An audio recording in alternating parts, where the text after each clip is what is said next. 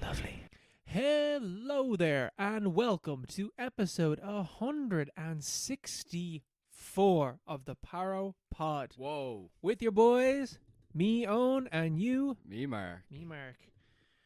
Morning. I would say Merry Christmas, but Merry Christmas. I don't think this is going to come out Christmas week. I don't think so. The week after. This will be coming out the week before. The week before. Week before yeah, Christmas. yeah. So a not preemptive, but A merry Yuletide to Yeah. thee. a merry shopping week, last minute shopping week, everyone. Yeah.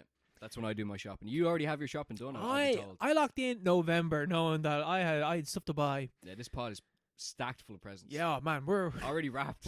we're busting in here, and we are not busting as hard. Star Wars Not Holiday Special, Oh. 1978, A Galactic Odyssey Against Oppression. Luke Skywalker and Han Solo battle evil Empire. No, wait. Luke Skywalker and Han Solo battle evil Imperial forces to help Chewbacca reach his imperiled family on the Wookiee planet in time for Life Day, their most important day of the year. What does that have to do with impression? Or the tagline? is The against- tagline, A Galactic Odyssey Against Oppression. What does that have to do? This movie has nothing to do with I that. feel like that should be the one against, like, I don't know, like any Star Wars movie could just have that. That's just, such a generic tagline. I do look like, it's normally on like Letterboxd when you scroll down, it has like related movies that are like in the same series. This is just by itself. It doesn't have. There's no related movies. There's no related movies to this. Yeah. I recommend a film, Mhm. the Christmas special Star Wars. It was good. It was an experience. It was interesting, yeah. It was definitely something that we watched and that we will talk about. Uh-huh. But Mark, the most important time of the year is Yes. next year. Yes. It is our recommended film of 2025. Not films that came out 2025. The Parapod recommended films ranked for 2025. Yes. I'm very excited. I'm pumped.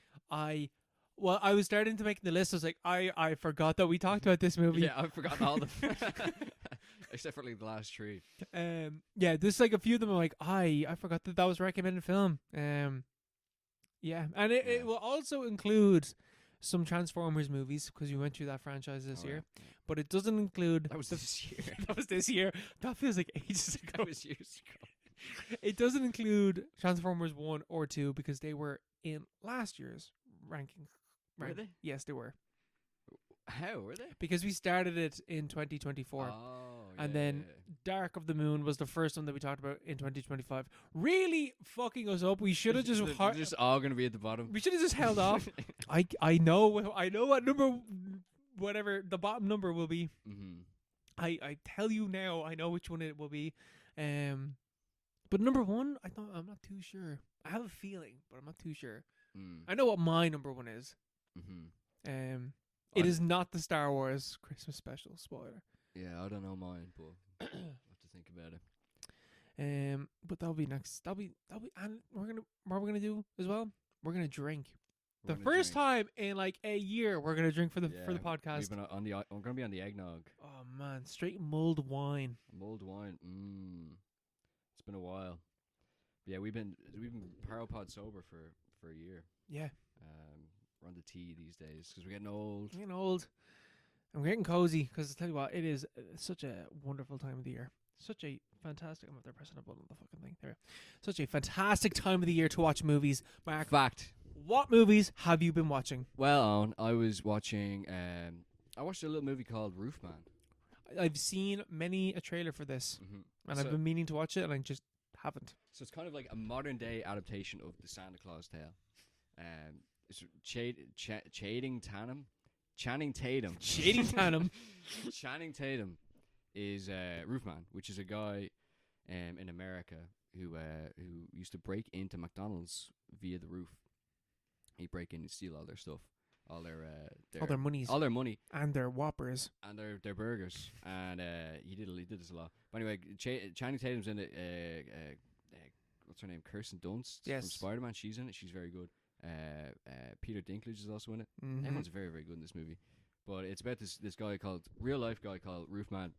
I forget his real name because he didn't really have a real name because he was moving around all the time. But basically, he robbed loads of McDonald's from the roof because his family were struggling. I think there was some kind of crash at the time. I think it was like 2000s or something, like early 2000s. His family were in bits. They were struggling. He had a kid. He had a young kid, and he had his wife. And he's trying to support them. And kind of the start of the movie is like he's giving out presents for her birthday. So that's kind of the impetus behind his crimes was to just provide for his family, basically, to not disgrace himself as a father. You know, to be able to hand out presents at Christmas and birthdays and stuff like that, and provide for the family, you know, in their lives. But obviously it went wrong. He got caught. He robbed, I think, like 50 McDonald's. I think I've seen a clip before. He's like, do you know how many McDonald's it would take for you to rob and then retire? And something like 102. Yeah. Because he could calculate it, yeah. Because at the time he worked at McDonald's as well, so he knew the schedule of the shop because they're all the same. They're all the cash guy would show up at the same time every single day in every location. So he knew how to make sure that the operations went off smoothly. But eventually got caught. He went to prison. He's a bit homesick, obviously, because his family were basically destitute because he'd been put in prison and couldn't afford all the stuff that he'd been buying and the house that he bought, and so he broke out of prison, and he kind of because he was so attached to his family, loser behavior. But what a cook. he loved his family, so he stayed in the same area. He actually holed up in a Toys R Us for an extended period of time. Wrong one. I meant to say simp. He wasn't a cook. He was a simp. He was a simp. That was the Yeah. opposite, yeah. He wasn't really. Yeah, he was like the revert. He was like opposite of a cook. Yeah. He was like a fucking Sigma male. Yeah. Oh yeah. Lone wolf. Just doing whatever. Well, yeah. But anyway, he holed up in his Toys R Us for like I don't know how long, ages anyway. Just trying to like slowly like phase back into society and took on like a new identity. Ends up meeting meets like a new woman. He's kind of selling himself as an undercover agent, as a CIA agent in the local town. It's a pretty bizarre story. But yeah, then obviously the whole thing is he eventually You got caught again. he gets caught again, and that's basically that's the long and short of it. That's the real life story of how it all went down. He was only supposed to go to prison for 5 years, I think, for the first string robberies, like the 45 McDonald's robberies, which is like it was like a really lenient sentence, I think, considering what he could have got and the fact it's in America as well. But then he's gone to prison for 45 years because he broke out. Because he broke out, basically. And because he also tried to rob another place as well. He tried to rob the Toys R Us so he could escape. The movie deals with the whole thing. But basically, like, this guy, he never harmed anybody, ever. I think he hit a few people in the robberies, but like that's kind of expected. Yeah, yeah. It's like he's just trying to make sure no one gets hurt. Yeah. Sometimes you gotta Sometimes you gotta hurt people to make sure that no one gets hurt. Yeah. But he never hurt anybody, and he just robbed a load of shops. And He just robbed corporations. yeah, he robbed companies. He robbed Toys R Us and McDonald's. It's like no one gives a fuck. Toys R Us doesn't even exist anymore, and McDonald's are pure evil. Oh yeah. And like he's gone to prison for 40. He's still in prison, and they've released a movie about his life, which is sympathetic. It's like he's the hero. In the Yeah, movie. this guy is not a bad guy. yeah, he's pure the hero in the movie. And Channing Tatum's very good, and he's very, he's kind of balancing. He's a good actor. You can balance the dramatic, but he's like fundamentally a comedic actor. You know? Yeah, I feel like he's always. I haven't seen Foxcatcher, but I feel like Channing Tatum is someone that's like anytime I've seen him in like a comedic role, nails it. Yeah, he's good in Foxcatcher as well, but like I feel like he's just better at comedy. He's just because he's so big. He's a funny guy. Yeah, yeah, it's good physical comedy in this as well. But he's able to balance the drama and the comedy elements of it very, very well, because it is a ridiculous story. And I remember I saw the trailer for this movie Roofman as well, and it looks like a romantic comedy. So this movie is not a romantic comedy at all. Yeah. Like it has like, it's like I wouldn't. There's no elements of romance really at all. It's like, or maybe in a really weird, fucked up way.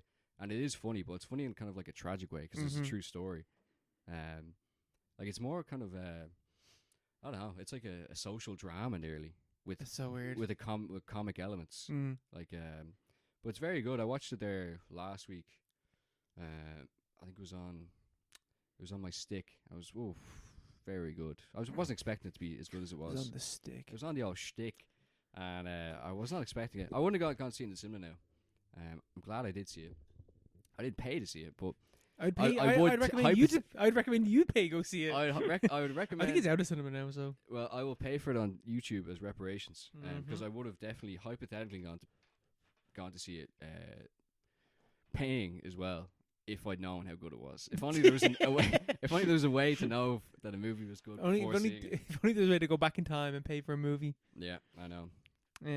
So that was good. I would highly recommend for like a comfy, like, family watch. It's not must see cinema. It's just a good, decent watch. Yeah, it's not urgent. It's just like this is put that on your desk, whack that on. Whack that on. A movie that I think people should also whack on, but go to the cinema like I did to go see it. Oh, It's also kind of a rom-com, but not really a rom-com. I saw Eternity with Elizabeth Olsen. Oh, there's a Kate. No, wait, I think I might have that wrong. Elizabeth Olsen? Is that who it is? Elizabeth Yeah. Olsen. Miles Teller. And there is also Callum Turner, who is with Dua Lipa. Oh my god. And your one, did you ever see The Holdovers? No, I heard it was Oh. brilliant though. Whack on, man. Put The Holdovers on this Christmas. Is that sad though? Yeah, it is. But oh Fuck my god, that. it's so good. It is so good. It has your one Divine Joy in it. She is unreal in The Holdovers, Mhm. and in this movie, like everyone else, she is great. This is a very well acted movie. Mhm. Miles Teller, he is very good. Yeah. You don't see him much, but when you see him, like, man, that dude can act. He can act. I think the last time I saw him was like Top Gun Maverick, and like, whoo. Glenn Powell is also in that movie, so there's things to look at. But Miles Teller, let me tell you. But no, so Eternity is about this, like, it starts off with an old man and his wife, and they are in the car driving along to go to a gender reveal party. And when they get to the gender reveal party, the old woman, the granddaughter, comes up to the old woman and is like, "Grandma, I found this photo of you. Who's this man? That's not Granddad." And they're like, "Oh, that's Grandma's husband that died in the war when they were younger." And then Granddad's in the corner, and he chokes on a pretzel and dies. Oh. And then he wakes up, and it's Miles Teller. And he is in basically this form of limbo where you have 7 days to decide where you are going to spend eternity for. Mhm. And immediately I heard that and I was like, that sounds like a fucking nightmare. Anything for eternity sounds like the absolute worst possible thing ever. Yeah. Need variety. Variety is the spice of life. Fact. To the point where I was like, what eternity would I pick? Outside of boob eternity, what eternity would I pick? Boob eternity. And I was like, like, if you could pick the eternity that is just normal life, Yeah. that is probably the one that you would have to pick. Mhm. Just an eternity of normality, Yep. please. Chilling out. But they don't have that option. So then, the old grandma dies, and when she gets to limbo, it's now Elizabeth Olsen. I don't know why I keep wanting to say Kate. Is there a Kate Olsen? Mary Kate and Ashley. Is there a Kate Olsen? No. Yeah, Mary Kate. Mary. Are they? The Olsen twins. Oh, okay. Their name is. Mary Kate and Ashley. Yeah, when you said Olsen. Mary Kate, I thought Mary Kate. I know who they are as well, but I was thought, thinking. I was thinking. Is there 3 of them? Yeah. It's like that's I that's thought one of their Mary names. Mary Kate, Ashley. As in, that's just like 2 girls, and the surname is Ashley. Yeah. So Elizabeth Olsen then wakes up and she's like, "Oh my God, fucking Derek, whatever his name is. So glad to see you." And then, Whatever his name is. Just pull out of nowhere. and his name is Larry. I wasn't a mile off. Yeah, close enough. That's just the same genre of name, isn't it? Yeah. And then, so she wakes. Her name is Joan, and she turns around and she sees her first husband that died in the Korean War when he was young. His name is Luke. And she is put into the decision of, who do you want to spend eternity with? Do you want to spend eternity with your first love, that you never got to have a life with, or do you go with the man that you did spend your entire life with happily and build that life with and have kids with and have grandchildren with? which one do you pick? Mm. Now, personally, I think it's personally, I was like, obviously, the person that you spent your Yeah. entire life with. Surely that's a no-brainer. But what if you were happiest when you were with that first person? And what if like you could have had this amazing life with this person, but they got taken away from you? And that's what the movie, and like that's what the film is about, and it is heartbreaking so many times. There's like moments where I'm like, this is like, and not like you feel for her because obviously she's in an impossible situation, but for the two men as well, you're like, this is a nightmare for like everyone, because with the whole thing is that you have to wait 7 days, and if you don't pick for 7 days, you have to work and you have to wait.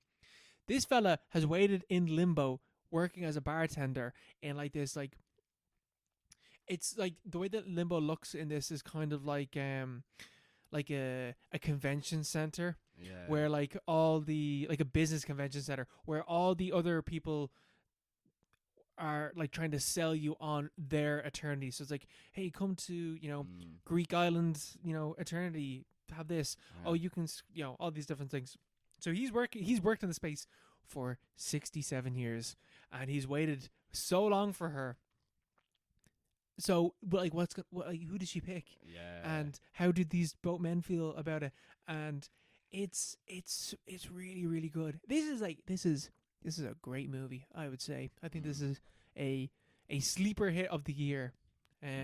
Because I heard about it first and I was like, oh, whatever. But then we went. I was like, this movie slapped. It does sound really, but it sounds like it could be shite as well. But the fact that it seems to be very, you said it's very good. Mm-hmm. Liam said it's very good in the story. And it's also That's like enough for me. The other thing about it is, like, because once you pick your eternity, that is it. You can't back out. You can't back out.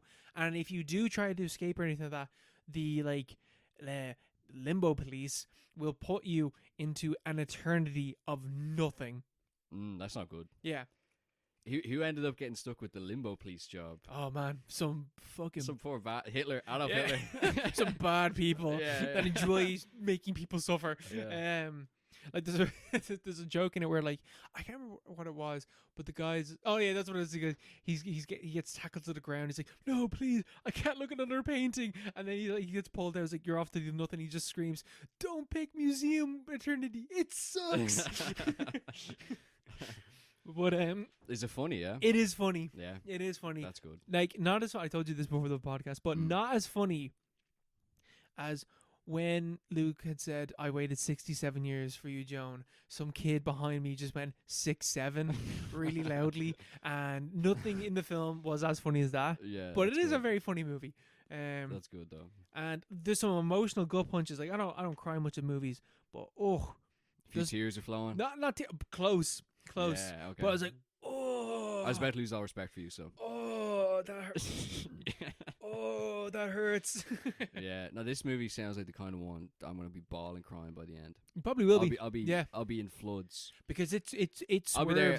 Let's hang out in the cinema for another 10 minutes. Yeah. Hold on. Let's turn those lights back off. All the lights off, please. Turn off the screen. No one sees me. Yeah, it sounds good. It is very good. Sounds like a great date night movie. And like, really well written, really well acted, colorful, super colorful looking movie, nicely shot, and a movie that, like, afterwards you're like, that had me thinking, and had me stressing, and had me really caring for all these characters, because like no one is in the wrong in this movie at any point.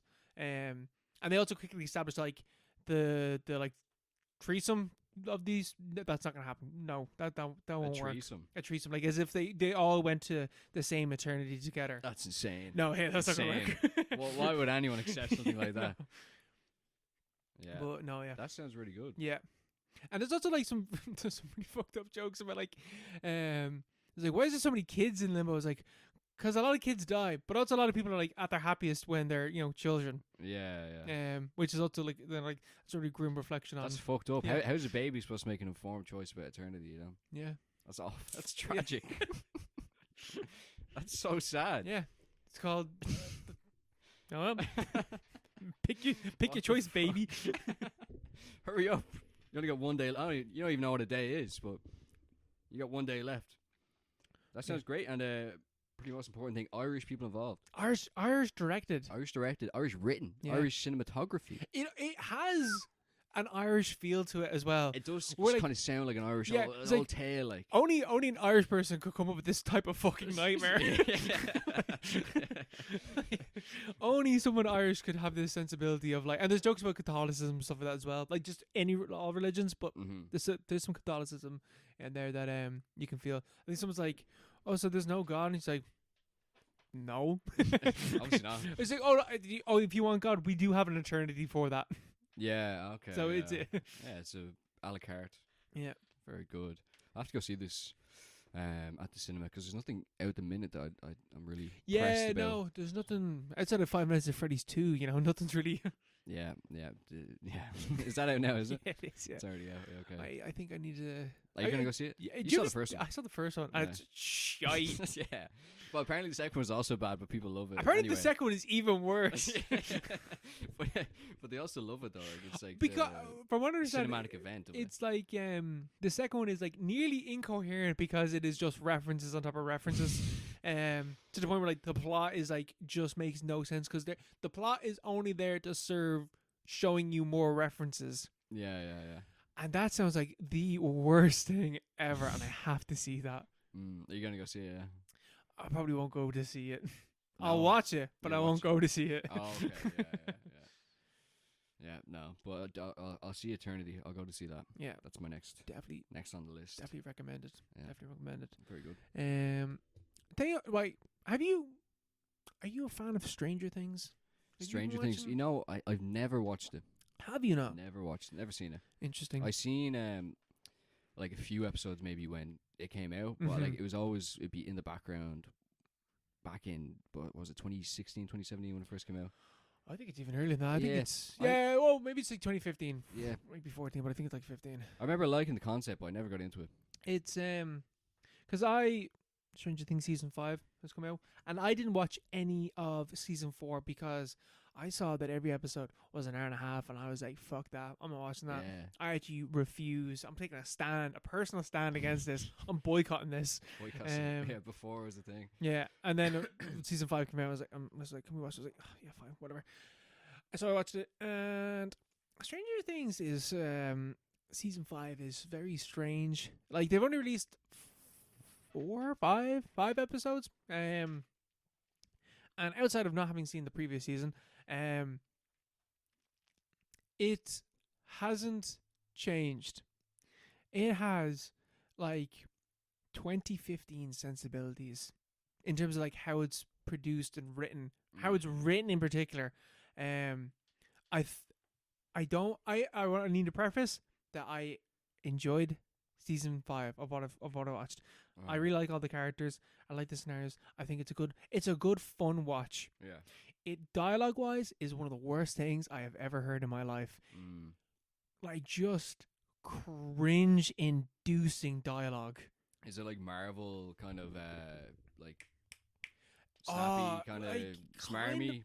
Like one of the characters, Robin, who I really liked in season 3, she is agony to listen to at certain points where she's like, come on, Will, we need to go this way. My mom and dad always say that I need to decide on what to do with my life a bit more. It's like, what are you talking about? What is this? And she's not the only one that talks it. There's a few characters that like just kind of stop what they're doing to like expose not even expose, but like expose a joke or like say something that is just meant to be like a lot of something funny, and it isn't at all. It is not funny at all. Did it used to be funny? I feel like it did, but maybe I'm wrong. I don't know. See, it's taken way too long to complete. It's 10 years now since they started, nearly. And I didn't realize that like it's 10 years. These characters are it's meant to be like 3 years or 3 years between season 1 and now. But like they shot season 1 when these kids were kids. Yeah, they're like 12 or whatever, 10, 12. Now they're in their early 20s and they fucking look it. They do not look like kids anymore. And so like Will is like the guy that got taken in season 1. In this season, he's like, he's meant to be, I think, 14, 15. He looks in his mid-20s, and you have his mom, played by Winona Ryder, who's like giving out to him and talking to him like he's a child. Yeah. And visually, like, this is not working. It's a grown man. This is a grown man. There's also some, like, one of the characters' sisters, I think her name's Sarah. I thought that she was meant to be like 10 or 12 because that's how old the actor clearly is. She's meant to be 7. And so it like makes sense as to why the character is acting the way that they're acting because they're meant to be 7. Visually, I'm like, this is really weird. This is weird. Yeah. And it's like that for all the kids are like they don't match anymore. And it's really, really jarring. It does look it because they all look old. And yeah, they're supposed to be 14, 15. I would have thought they were like, getting 18-ish by now. Like in universe. I feel like they should have just dropped the 80s. Yeah, nostalgia. Get into the 90s. Yeah, they should have just grown them up to be in the 90s. Because even like the 80s thing, I'm fucking like that's over. That was 10 years ago. That is done and dusted. That's like we are past this 80s past nostalgia. Yeah. I feel like season 4 was like the tail end of how you get away with that, and I think that came out 2 years ago. Like we are well past this 80s stuff. It also has like some of the worst product placements in anything I've seen. Where like a character comes in, he's like, "Oh yeah, don't worry, I got you that Gatorade." Wow, we got Gatorade. And Cash like points at the camera nearly and goes, "Oh yeah, and we also have these like Snickers." He's like, "Oh man, give us those Snickers," and he just eats it in front of the camera. I was like, "What am I watching?" Just an ad.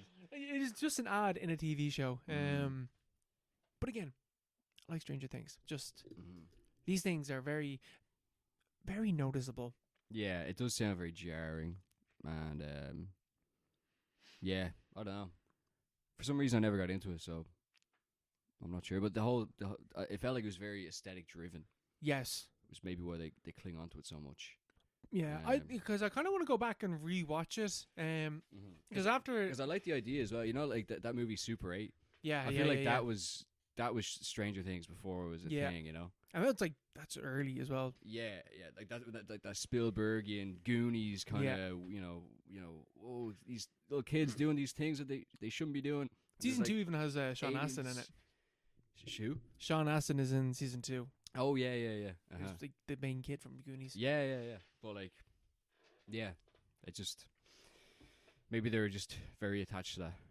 But yeah, you're saying it's pretty good though. Still. Yeah, it's just jarring. It's just jarring. It's enjoyable, but like there's lots of bits where I'm like, this is fucking like this is shite. Yeah.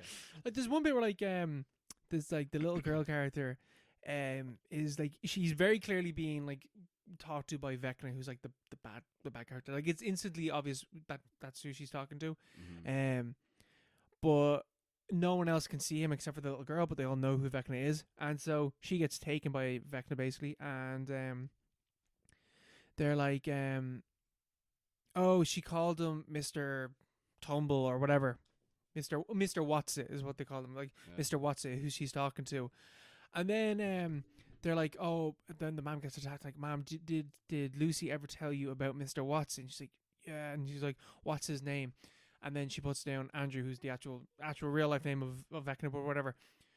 But like, so this little girl knew that this guy's name was Andrew, but just referred to him as Mr. Watson to everyone in her life, even though she knows his name is Andrew, and never corrected anyone to tell them that his name was Andrew. And like, that doesn't make any fucking sense. Children tell you everything all the time, and will tell you like his name isn't Mr. Watson, it's Andrew or something like that. Like, stupid plot hole. Fuck's sake. Who writes these? Fucking the Duffer Brothers. The Duffer fucking off the fucking Duff. Yo, fuck the Duff. I don't know. Anyway. They're hacks. I mean, it's Netflix, so I'm never gonna watch Stranger Things. Yeah, no, you won't at this stage. Like, I never will. You won't, and that's okay.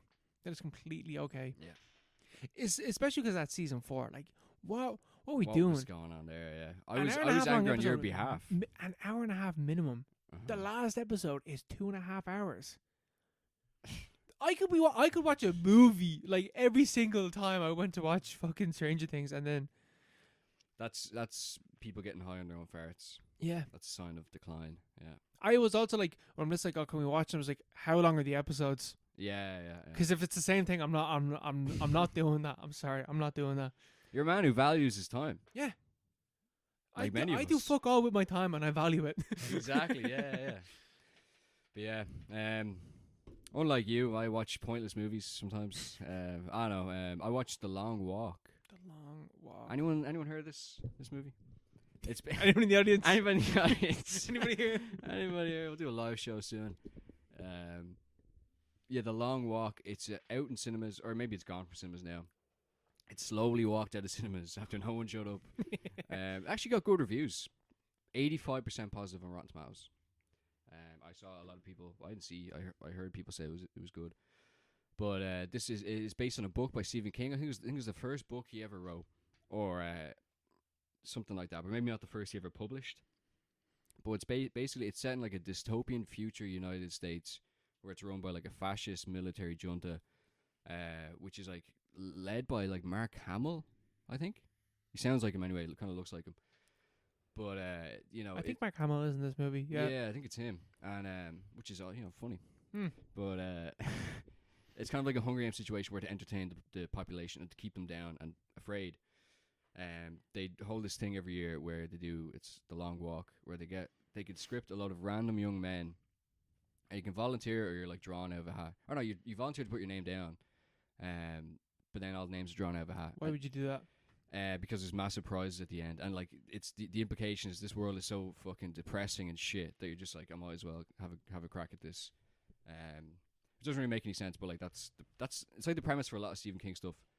It's just like that's just all right. This is the premise. Let's just roll with it. Yeah. And it's a long walk where it's just these lads walking as long as they can go, and the last person to be standing wins like fucking unlimited amounts of money and gets one wish that they has to be granted by the government. And Why has no one wished for this no longer to be a thing? that's what the book is about, or that's what the movie's about. Because it's about so the star of the show is Cooper Hoffman. Yes, Your man's son. Philip Seymour Hoffman. Yeah, his son. I was about to say Dennis Hopper. I was like, that's Dennis Hopper. Yeah. He's a great actor. Yeah, Great he is actor. very good. He was in the Sopranos movie. And Licorice Pizza, which I haven't seen. Yeah, and he's very good. And he kind of acts like his dad as well, which is funny. So he's kind of the main guy, and there's no one else really of note. There's his mom in it is actually can't remember her name. She's Laurie's daughter from Halloween. She was in Arrested Development as well. I can't remember her name. Judy Greer. Yeah. She's his mom. But no one else in the movie is anyone you'd really know. The David Johnson. He's Oh wait, David Johnson's in it. yeah, as well, he was in Alien Romulus. He was in he was the android in Romulus. Yeah, he's in it, and he's like the secondary main He was like character. the best thing in that movie, acting wise. Yeah, that was an alright movie. It was alright. Did you see it? Romulus, yeah, Yeah. I saw it in cinema. Yeah, Oh. it was weird. It was a weird movie. Especially the ending. It was just like, what are you doing? It was alright until Yeah, now. no, what have you do? Yeah, as soon as you turned to Prometheus, I'm like, what the fuck is What this? the fuck is this? But he's good in this. It's basically about Cooper Hoffman and David Johnson. They're walking. They both have like their own sob story about how they got there. Cooper Hoffman, or Ray as he's known in the movie, is his dad was abducted. He was a dissenter against the regime, and he in this dystopian universe in the future, books are like outlawed. It's kind of like a Fahrenheit 451 kind of thing. And his dad had collected loads of he listed the books. He's like Kafka, Nietzsche, and like Kant and all. And somehow like this is like revolutionary material in the future. Revolutionary. Everything is meaningless. We should kill ourselves. yeah. It's like yeah. I couldn't. I don't know anything about Kant, but like the other guys, aren't they kind of like depressing to read?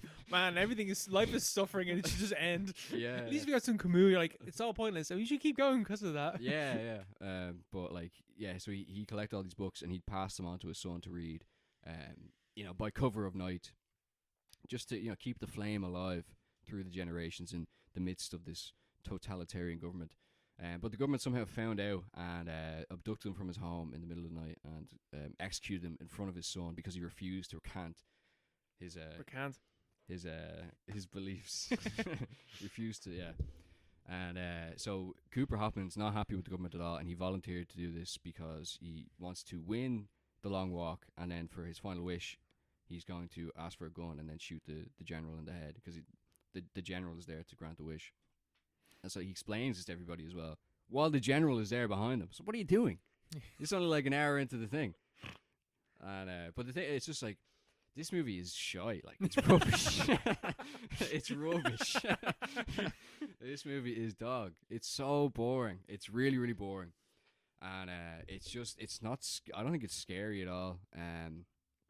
It doesn't even have like, I don't know, there's like a bit of dread. It's just, I feel like if I watched this, I didn't watch this in cinema, but if I did, I would just be bored. Because it's over 2 hours long, and it is literally just them walking and like kind of telling their stories, and like it's acted well by the two main guys. Some of the other guys aren't very good actors. Nothing wrong with that if it's a horror movie, you know, because they're side characters. They're only there to do whatever they're filler to be killed. Yeah, they're fodder. They're there to be shot in the head. And the movie does go out of its way to be like, this is a serious, scary movie, because they're all kids or whatever, like they're all like 18, they're all teenagers. And if you go below a certain pace, I think the pace is 4 kilometers or 4 miles per hour, which is actually pretty fast walking. That's kind of like, that's a brisk, that's kind of nearly a jog. Yeah, that's a pep in your step. Yeah, that's a serious pep in your step, but you have to continuously do it, and they do it for like 4 or 5 days. And people are like they start shitting themselves and stuff like that. And they, like, I don't know what I do for, like, you know, well, like peeing is pretty easy, just turn around. But like shitting yourself, You just gotta shit yourself. You gotta David Goggins it. Yeah, you shit yourself, just keep going. That's what they're saying. Yeah, they're like, just keep going, man. And they just shit down their leg, and you know. But anyway, they get really tired. Some of them twist their ankle, and there's one part where like a guy, like, oh man, that'd be me. He somehow twists his ankle, and then like it gets worse. So his bones start sticking out, and he's just like hobbling along like that. So I wouldn't bother. Yeah, because because only one person wins. You ain't winning. You were not winning. So I just sit down. But basically, if you stop or if you slow down too much, the army come over and they shoot you in the head. And every time someone gets shot in the head, the movie shows the full thing, and it's like the gore and, like, you know, the skull blowing out of there. It's like, whoa, this is crazy. This is so gory. I just thought it was stupid. Like, I thought it was a bit silly. Like, I just felt like it was so deliberate. They just frame it. It's like, whoa.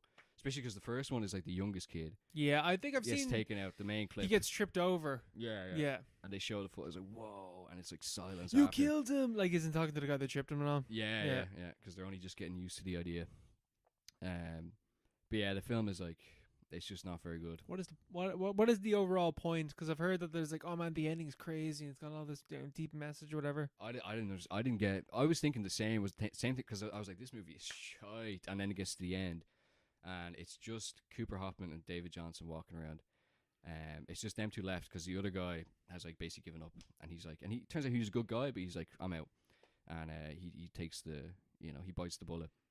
It's just them two walking. They're best buddies at this stage, because they have like kind of linked trauma, and they've been just chatting the entire time and holding each other up, motivating each other. And your man David Johnson's like, Cooper Hoffman, you deserve this. You know, I'm gonna stop right here, because they're getting into the city, so there's people actually around them. Most of the time they're walking through the countryside, it's completely empty. And they're getting into the city, it's like lashing rain, there's people around them, crowds cheering. He's like, you deserve this. You need to get back to your mama, and, you know, provide for your family. You're gonna change the world if you do what you say you want to do. So I'm gonna stop here. And Cooper Hoffman's like, no, you gotta keep going. He gets him up, and then there's kind of like a switcheroo. Cooper Hoffman sits down, and he's on his last warning, and he gets shot straight away. I was like, whoa, you're not expecting that. That's crazy. The main character died. The main character dies, yeah. Spoiler alert, but it's like, this movie, it's not really worth watching. But then at the end, it's like the whole thing is, David Johnson basically carries out his friend's final wish, and then he walks off. But I don't. Could you explain to me what the meaning of that is? What's the meaning there? Nothing changed. So he kills the general at the end, and then he walks off down like a lane. It was like, so what's happened there? No, like, revolution. There's nothing indicating anything happens after. I that also point. feel like they killed the general. I think that's telling like, all right, we'll just swap it up to my husband. Yeah, we'll just get the next guy in, Yeah. and we're gonna kill that guy who just did that. Well, yeah, the subordinate, and then we're gonna kill you, and then yeah, It's what like- are you gonna do about it? Because I thought when it first there was a switcheroo that happens. Is that what people are like? Man, the ending is mind blowing because the main character dies. Whoa. Yeah, that's the thing. Like that's the main point in this movie, and it is a spoiler. But like there's nothing else to cling on to here. Yeah. There's nothing else to talk about. It's the main point of this movie, and there was like 30 seconds where I'm like, where's this going? This is interesting. And then it's just like the ending happens, and you're like, well, what's like what's the message? Yeah. What are the consequences? What am I taking away from this? What am I taking away from this? But then I was reading about the book because like Stephen King's whole thing is like he writes really shit endings in his books, and then sometimes if they're being adapted to, well, a lot of the time if they're being adapted to TV or film, they change the ending because it's so bad. I was reading about the ending in the book. The ending in the book is basically the same thing happens or something similar, in terms of. Oh no, wait, no, it's not the same thing happens. But yeah. There's the last two guys left, and someone sits down, and whoever is left standing, he's the winner. But he doesn't realize that he's won. He thinks there's someone still off in the distance, and he's everyone's going mad, and he's still walking, and he just keeps walking, and then he sees someone like slowly start to run in the distance. And he starts running after him, and like then that's the end of the book. That's a way cooler ending. That is a way cooler ending. It's much like darker ending, obviously. That is, yeah. But like he could have done. That's an ending you'd have to change, I think, for cinema. But why did they change it like that? Yeah, why'd they make it worse? Why did they make it worse? It's just, I don't know. Were you planning on watching this movie? Yeah. No. I've spoiled the whole thing now. Yeah, but like no. this, it's not worth it. It's not worth it. I don't understand why they did that. I only wanted to watch it because I'd heard, like the ending's crazy. But then it just said the ending, like that doesn't sound. No, wrong. man, Yeah. you would not like the ending. It's shy. Yeah. It's just like because you think it's going somewhere at one point, and then it just doesn't. It doesn't seem to be any kind of payoff. There's no indication that the story carries on after this. Yeah, I don't know. Yeah, fuck that. I'm not watching that. I'm not watching that. No, That sounds shy. don't do it, man. Yeah, fuck Long that. walk. Talk to me. Fuck that. Talk to you. They're making it Talk to Me too. Are they? Yeah, they are, yeah. I said it's gonna be a fucking nightmare to watch. It's gonna be so gruesome. But yeah. Okay, very quickly before we go on break. I watched Best Worst Movie. The documentary that you talked about last week, or the last episode, when we were talking about Troll 2. And on your recommendation of watching it, I watched it. And this documentary is really, really good. But this was also one of the saddest things I think I've ever seen. I found you did not sell how fucked up this documentary is. It's not that. Yeah, it's kind of sad. Yeah. Man, they go to the mom's gaff. Your woman that played the mom, and she fully is just like she's mental. Yeah. she's like, oh, it's one of the great dramas. It's like Casablanca, and she means it. Yeah. She's mad. She's looking after her like her fucked up mother. But I thought the saddest one was Grandpa Seth. Yeah. Like, That was also sad. That is really sad. That's the saddest one. Like so Like, many 'cause of them. At least the crazy ma has her own ma to be like just associating Mhm. with. But it is kind of like like your man, the dad, is basically doing a tour of like all these like fucking bizarre characters. Yeah. He's the only normal person that worked on But it. like, it's also I also feel like he's the only one that's like normal, but he's also the only one that seems to have anything else going on in his life, Yeah. which is kind of the reason why he's normal. Like, Yeah, that's so true. like Yeah. they go to the girl that played the daughter, and she's like, oh, like I hate putting this on my CV because I don't want people seeing this because now I can't get jobs. Yeah. And she was it's like, I made this mistake of making this movie when I was younger, and now this has happened. Even the fella that you were talking about, it is so funny when he's talking about the guy that like was in the mental guy. the mental guy, and he's explaining like that's so crazy. But then he's like, "Oh man, there was some kid on set, and I hated him, and I wanted to beat the shit out of him." Yeah. he is saying that to the kids. I think the director of this movie is the kids. Yeah. So he's saying that to the director. I'm like, I don't think he realized who that person is that he's talking to. It's funny. That's what I mean. He's like, that kid is so annoying. The director's I like, really hate yeah, this man. little kid. Yeah. Yeah, he mustn't have known. He definitely did not know. Yeah. And then you have the But he's in a better place now. He's in a better place now. That's what he's like. He's alive. Like, he's just mentally in a better place. He's like, there's. He's dead. I thought it was acting normal. Yeah, I thought it was acting normal, yeah. I was a very troubled man back then. What the fuck? And then you have the director, who at a certain stage, like, oh yeah, he knows, he understands, like, why people are enjoying this movie. And then he goes to the screening, and then he's like, why are they laughing at the parts that aren't funny? Yeah. And he realizes He starts raging. he is so fucking angry and so like really, because I think he thought that the movie was like, he's like, oh, the American audiences, they now understand, years later they understand the brilliance of this movie. And then he finds out why people love this movie, and his fucking ego cannot handle it. He starts heckling the actors when they're doing doing interviews on stage. You understand, my directions were clear. Yeah. You try directing movie. Oh. He was not happy. No. But, yeah, it's, to be fair, the shot composition is great. Yeah. Like, this is a great documentary. This is a really good documentary. No, like, of his movie. It's a good documentary, yeah. The documentary It's is really good. Documentary full stop. But like, I just found that, like, once it almost at a certain stage, like, kind of like like pulls back on itself, and I don't know how intentional this, but like pulls back on itself and almost turns around and in a similar sense to like The Room and like Birdemic and all these type of movies, where they kind of become exploitative with how people watch them and like take the piss and like laugh at them and like cheer at like all these people that are in this movie and like, oh, you guys are such icons because we find how bad you did this thing. It's like super funny, and like we are kind of taking the piss out of you. Yeah.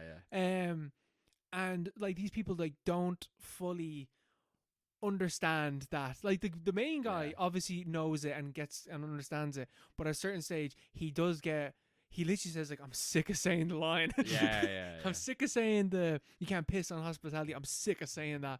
Yeah. Because that's all that anyone is coming up to him and saying.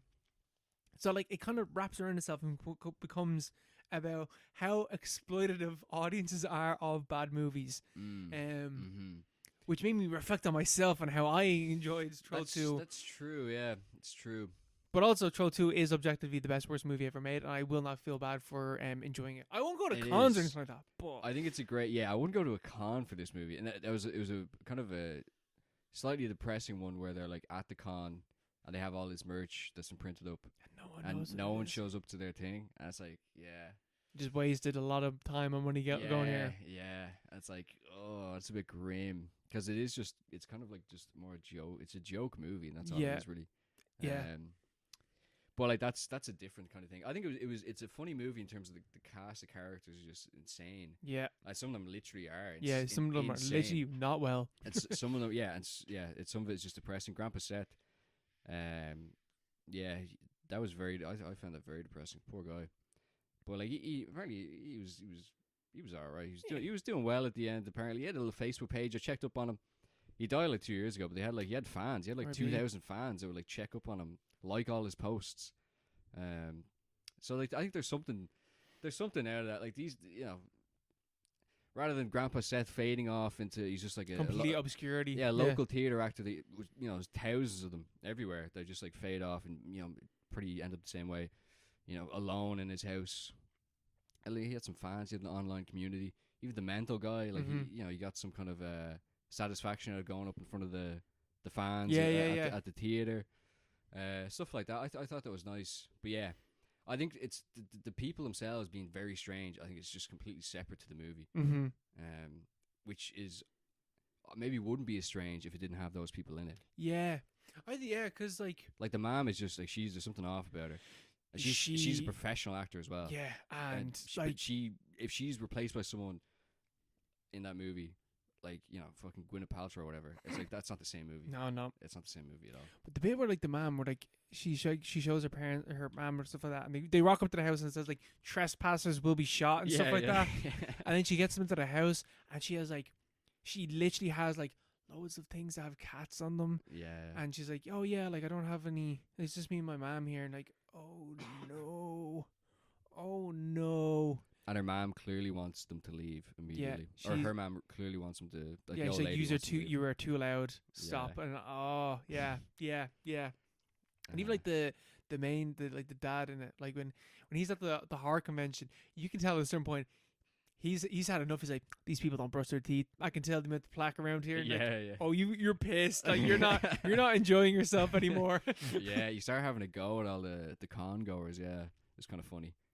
He's like, a lot of weird freaks here, you know. He saw someone in like a gimp costume, and he just like, starts freaking out. Yeah, because he's like, because they're all like Mormons from like Yeah. the middle of Utah.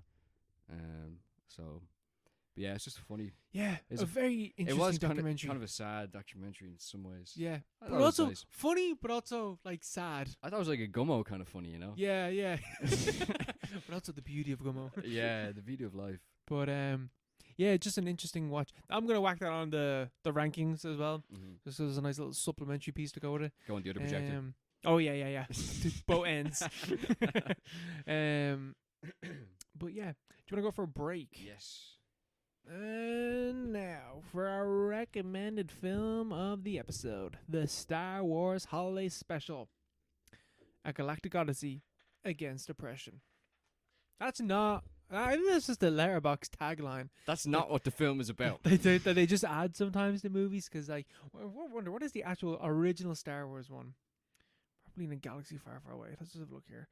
So the original for the original Star Wars movie is A Long Time Ago in a Galaxy Far, Far Away. Yeah. So these taglines sometimes mean something, and sometimes they don't.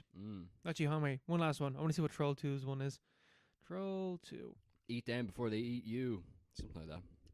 The original Boogeyman is back. What? Does he make Who writes these? What? That is the original Boogeyman. the original Boogeyman is back. Trolls. Troll 2. Troll 2. Yeah. All right. Okay. Yeah, fine, whatever. Whatever. Oh wait, or is that Troll? Did I just go on to Troll? No, that was Troll 2, wasn't it? Yeah, it was. Yeah. Great. Okay. So, Phew, that almost got scary. Right. What did you think about this fucking movie? This movie was fucking terrible. It was really, really bad, and it made me feel bad. But in a good way, you know, because it made me reconsider for a few moments. Like, was Star Wars? Because I remember I rewatched Star Wars for this a while ago, and I was like, this is actually pretty bad. I didn't enjoy it. Really? The original Star Wars? The originals, yeah. But I didn't watch. I think I watched the first one. I was like, I didn't like it. That's my favorite one by a mile. Yeah, but I haven't watched them in ages, and and I was watching this. I was like, Jesus, they really were bad. But then I was watching newer clips, and I was like, oh no, it's just like this special is just extremely poorly made. Holy shit, is it? It's very badly made, and it's shot like fucking, you know, Full House or something. Like, it's shot like an 80s sitcom. It's in the 70s. Well, it's kind of ahead of its time. Yeah, it's but like it looks horrendous. It looks like, I don't know. It looks really bad. Only Fools and Horses is better quality. Like, I think. direction. How old is like the Muppets? Is the Muppets 80s or is it with that? I think that's 80s, isn't it? I think it might be, because like I when I was watching this, I was like, I don't think I've ever watched like TV from this era. TV this old. Only Fools. I like American TV. American TV. I don't think it's Only Fools and Horses. I don't think Only Fools is even that old. Like, it's only 90s, is it? 80s, 90s. Fools and Horses is 1981. 81. So it's like, you know, Faulty Towers is also probably like Faulty Towers, yeah. Faulty Towers is, how old is Faulty Towers? Okay, so Faulty Towers is 1975. So I have seen stuff that is. But this is worse. Oh my god, this is somehow worse. Oh, I haven't seen American TV from like this from this era. Oh my Jesus! And I do think though that this is particularly bad, Mm. but it is just the concept alone. The core idea of this came from George Lucas after they made Star Wars, wanted to make a film that was just the Wookiees, which itself, He's a genius. like, no fucking wonder Star Wars ended up the way it did. Yeah, there were signs. There were signs. So this thing starts off, and we're introduced to Chewbacca's family. This bunch of Wookiees. I don't think any of them are named. Oh no, And- man! You got Itchy, you got Lumpy, Oh yeah, you you do. got Mala. Yeah. Oh yeah. Sorry, it has the bit at the start where like it's their faces turning around to the camera and it has their name. Yeah. And they don't have subtitles for them talking. Yeah, I was thinking, I was like, is this missing subtitles? It's like there's like 15 minutes of just the Wookiees, and they're giant. Like Chewbacca lives in a giant. Like he's part of the Rebel Alliance, which is supposed to be like this David versus Goliath kind of thing. But he lives in a giant penthouse apartment at the top of a tree. Yeah, he's a heavy hitter on Yeah. this whole planet, and it's like a kind of like a. It's like a fucking Jetsons kind of situation, or like, yeah. you know, it's like they got the housewife, the little kid running around. It's like this immaculate kind of kitchen setup, open plan, got kitchen island going on. But yeah, you're introduced to them, and Chewbacca and was it Han or off fighting? Han are fun, and it's actually like it is. The actual actors are in this Yeah, which is really, really strange. with Han Solo. Like fucking. He's half ass in this. What's it? Two Harrison bits. Ford not giving he's not even an there. iota of a fuck. He's like, "Oh, Chewie, that's great. We'll get you there for Life Day. Yeah." And he's just so resigned. He's like, "Yeah, we'll get that done." Looks like he's delivering post. yeah.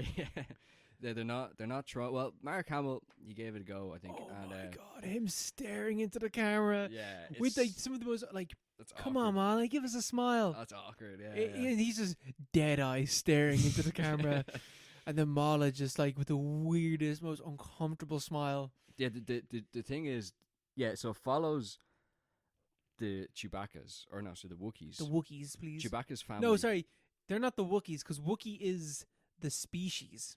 So what are they? Out of the Jetsons, I don't know. They're the Jetsons. They're the Chewbacca extended family. We follow them. The whole story is The about them. Chewies. The Chewies, and but it's also a variety show. Apparently, that's how this is produced. This wasn't made by George Lucas or anyone involved with Star Wars. It was made by the station that broadcast it. They produced it themselves, and they just got like the licensing from Star Wars and Lucasfilm, and they got the actors to agree to it. And the people who made it made variety shows, and that's what this kind of is. Yeah, it 'Cause has. it has like a basic narrative of us following the Chewbacca family, waiting for Chewbacca to come home. That's the entire story. And then there's like little, like painful segments that go on which go on forever. for each of them, but none of them are like really like, except for the animated segment, which is actually pretty good, I thought. Yeah, pretty good. It's the best one, but it's still not very It's good. still like, it's just, yeah, it's like, it's a weird kind of side cut thing, but like everything else is like, it's not even a story. It's just kind of like a tangent which goes on for fucking ages. Like they go on forever. So we have got Harvey Korman, Diane Carroll, who we will get back to, and then Jefferson Starship, who also sing a song. Their song goes on for fucking years. Oh my It god! goes on for like 5 or 6 It's not minutes. as long as like that first bit that has like the weird little animated, like superimposed like dancers that goes on Oh for my god, yeah. ages Yeah. and ages. The Diane Carroll bit. Yeah. Literally, I am not like making this up. Is Itchy, the granddad, puts on a VR headset and starts watching softcore porn. Yeah. Like that is literally what happens. Yeah. Like the delivery man shows up with a lot of like presents and stuff. He's working for the rebels. He's just kind of, he's giving a heads up. He's checking in on the family. He's like, stormtroopers are about to pop in here. He has presents for a little Lumpy. Gives Lumpy like a little hologram thingy, and he has something for Mala as well. She goes off cooking in the kitchen, which is another fucking like unbearable segment, which is just like a space based cooking show. That with, was blackface. I'm not wrong with that. That was blackface. Was it blackface? I think it was blackface. Was it? I think so. It was bad anyway. But he gives Itchy. He comes over to Itchy. He's like, I got something good for you, and he just puts this thing into like this VR headset that he owns, and then it's just it's like softcore porn. He's just watching like Diane Carroll sensually sing some random song Yes, it was. and like move blackface. around. I'm looking at the actor. Move now. around. Is it? Let's see. That's the actor. Oh yeah. And Star Wars. This is him. That it's close enough to blackface. He's like that is close enough to blackface. Yeah, it's pretty bad. It's pretty bad. Yeah, and yeah, Mala has one where it's the weird blackface kind of thing, where it's an intergalactic cooking show, and it's just Not funny. dog shit. It's and just not funny. The joke is they have 4 arms. That's the entire joke. So they can multitask really easy. So stir, mix and stir, and it just But the 4 arms don't even come into it until the end. Yeah, It's a 5-minute long segment, and then the last 20 seconds is like, got 4 arms. They've got 4 arms. Before that is just describing like how to cook a panther or something. It's really painful and boring, and it's just it's very very very odd movie or odd special. Whatever they were going for, it's not very good. Yeah, I just think like it is just like obviously Star Wars has always been like every part of Star Wars has been monetized or like ripped into something else or sold as whatever. And to me, this is like one of those the first like instance where it's like, ooh, the Star Wars doesn't work as everything. Or if it does, if it is meant to be like a TV show, like you gotta try and put some effort into it. This is so unbelievably bad. I had read as well that part of the reason why this is so bad is because George Lucas did not pay any attention to it because he was making the second movie. So his time and energy was elsewhere. And I'm also just reading a little note that's saying writer Bruce Velnich later admitted copious drug use was there was copious drug use during the writing process. That makes sense. Yeah. Which it does make sense because only a insane amount of cocaine could make you make this. This is a bag fueled film. It's all over the shop, and the variety element of it doesn't make any sense. It doesn't work. Every segment is way too long. And the main arc, like the main narrative, is just like so uninteresting. Like there's like the establishing scene of Han and Chewbacca, trying to get home for Life Day, which is also like what the fuck is that? It's not even Christmas. Yeah, it's like Life Day. It's woke. The wokeness back in the day. Can't even say Christmas. They couldn't even say Christmas, and it's them trying to get back to Chewbacca's home planet of Kasuk or whatever. Yeah, in time for Life Day, and they're being hunted by Imperial troops or something. I was like, at no point is there like, oh my god, tension. They're in trouble.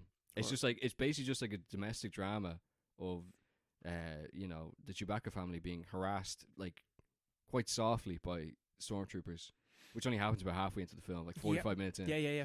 And then it's done 98 minute long special, and it's done within that narrative within about 15 minutes. But then if you include all the segments that happen while the stormtroopers are in the house, it's about 40 minutes. Yeah, because it keeps cutting to the Jeffersons playing like the longest song ever recorded. Literally, like the stormtroopers come in and the delivery man is still there, who's like the spy for the rebels, and he tries to distract the stormtroopers by playing this extremely long music video, which is like which works. They're distracted. They're locked into that. It kind of works, but like it's distracting and like what the fuck? Because you just kind of like lose interest. I just skipped over the full thing. I don't know what the song was about. It's just like I'm not watching. It went on for a minute, and I was like, I'm skipping, and he just kept skipping, going. and I just kept going. And the kid at one point, the way they get the stormtroopers out of the house is Lumpy is able to use like a voice modulator to give a direction to all the stormtroopers. It's like evacuate, get out of the house. We got something to do at the mothership or whatever. And he's able to impersonate their commander. But to do this, he needs to assemble the kit for the device that's gonna do this. Yeah. And to do that, he needs to watch a tutorial video that's 10 minutes long. Well, we also have to watch. We also have to watch. Why do we have to know how this thing is built, how it functions? It's like we need to build one ourselves. It's really weird, really really weird. It is like it's it is like a fever dream, and it's like bad in a way that like some things that are so bad it's good. No, it's not entertaining. In It's any not way, entertaining at all, but it's more so that like It's kind of annoying. it is annoying. Yeah, Lumpy is annoying. Everything about this is annoying, but it's the fact that it is official Star Wars with Mark Hamill, Carrie Fisher, and Harrison Ford, and like the actual actor that played C-3PO and everyone. Like it's the actual cast, and you're just there like this came out before Empire Strikes Back. Mm. Were people excited for Empire Strikes Back after? Surely this like tampered expectations for this like reduced hype for the next movie. Yeah, imagine that happened today. Like it's like there's a. Well, it kind of did. Wasn't the Dune TV series pretty shit? Yeah, but not like this bad. Like Yeah, imagine true, like just before Dune 2 comes out, this comes out, Yeah. and you're like, what are we watching? Even like even at the time, it was panned. Like no one liked this at all. Mm. So I have to assume that people were off the boil looking forward to Star Wars. Yeah, I'd say so. But then Empire Strikes Back is even better, I think. Yeah. Yeah, just a bizarre piece of media history. And the end of it as well. Like there's an extended like The extended cut. the extended resolution to the movie where it's like, oh, Chewbacca arrives back and Han somehow tricks a stormtrooper into falling off the tree that they live in, and everything's fine with the world. And then it's like, oh, it's a life day, and all the Chewbaccas kind of hold hands or whatever. But it goes on for like 15-20 minutes where they're just like Happy. suddenly they're in space and they're in robes, and then they walk into a star, and then they're in a different dimension where Luke and Han and Leia are also there. And Carrie Fisher sings the fucking longest song ever as well. She sings a song, and like, yeah, it's like, what the fuck is this life day thing about? It's about enjoying life. I also like It's about enjoying it's life. about enjoying life because like clearly as well, like canonically, this takes place in between Yeah, between the two films. And like if you think about like where the start of like Empire Strikes Back, they're like they're on that is it Hot the ice planet. Yeah, They're on Hot. They're like just getting attacked and like bombarded by the Empire. Luke is like off in the wilderness and stuff like that. Mm. And only a few months ago, he was off, Celebrating Life Day. celebrating Life Day with the Wookiees, and everything was fine. Yeah. Everything was so easy a few months ago. We just tricked that guy into falling off a tree. So now I have to gut this giant animal. And stain it. I think you need to get eaten by another animal. Yeah. That's a great opening. Yeah, it's just so. Yeah, it's like imagine watching this movie at Christmas and then The last if thing you- you'd seen was this. Yeah. A few months later, it's like Luke on Hot, cutting open a giant fucking alpaca. It's a real. It's funny. It's funny though. It is funny. It is the context of it is funny. It's not funny watching the movie. No. It's not funny. I wouldn't watch it. I wouldn't encourage anyone to watch it. But it is a funny little anecdote that now makes sense because I'd heard about it before, and it's like referencing The Simpsons and all. But Oh yeah, this is like this has a legacy to it. yeah. This is a touchstone. It's a touchstone. Such a weird piece of like a franchise's history. Yeah. And one that Disney have refused to acknowledge because this isn't on Disney Plus. This is just up on YouTube at a shockingly good quality. Yeah, it actually is really good quality. And I don't think that Disney give a fuck. That it's like, yeah, you can have the YouTube. You can have this one. Yeah. I thought that was funny as well. Like they must have, like it's not public domain. They're not arse taking it down. Someone's gone in and like I feel like I don't know this for sure, but I would imagine that like whoever HD restored this thing. I don't think it was anything officially done with this. I feel like that could have been like a fan gone in and done this or something like that. Yeah, this is a fan operation. Yeah, people are mad about Star Wars. Mad about it. It's a big franchise. It's big. It's a big franchise, and I don't even think this is the worst thing that the Star Wars has ever produced. It's actually not. No, like it's actually 100% not. I think that This is novelty value. It's almost it's worse when it's an extended, pain. Mm-hmm. Like one of the segments in this, but you can skip forward through them. I'm here for the good stuff. The story. Yeah. I want to get back to the Chewbacca's. What's going on with no the one Wookiees? ever said that. Yeah. What's Lumpy up to? Still watching porn in the corner. Oh, fucking Grandpa Itchy, you bastard. fucking whacking off in the corner. Like, Chewbacca's out there fighting for his life. he's out there fighting Nazis, and here you are, headset on, They're wanking at home watching. to some human. He's like, even the fact that he's like, I am the image of your utmost desire. Yeah, He's it's like, yeah, you are. Yeah, and he's like, well, there's no dialogue for like fucking half an hour of this movie. It's just them going. When they shot this, like, nah, people find this funny. Yeah. People understand. It's like you can get a lot of it, but like some of it, you're like, what did he mean by that? What's going on? You know. What is happening? Oh yeah, bad. I like Grandpa's Itchy's only role. Like he doesn't play any other role than to sit down and watch porn. Like he's no like Lumpy has a part in the plot. And so does Mala. You know, like it could have just been them two. It could have just been those but two. They had to throw in Itchy, which is like almost looks like the husband. He's the he's the granddad. He's the granddad, yeah. Because Mala is Chewie's wife. Yeah. But like you see the problem, Mark, is that like they had this segment where like. They're like, we have this really beautiful woman, and we have no way of like sticking her to the plot. Yeah. So we need a dirty old man to want to just watch this on VR. Whip out the Itchy costume. Man, I bet that thing smells. Yeah. It's a fine artifact. It is a fine artifact. It is. Well, we leave it at that. We'll leave it there this week. Do you have our recommended film? No. Of the last episode of 2025.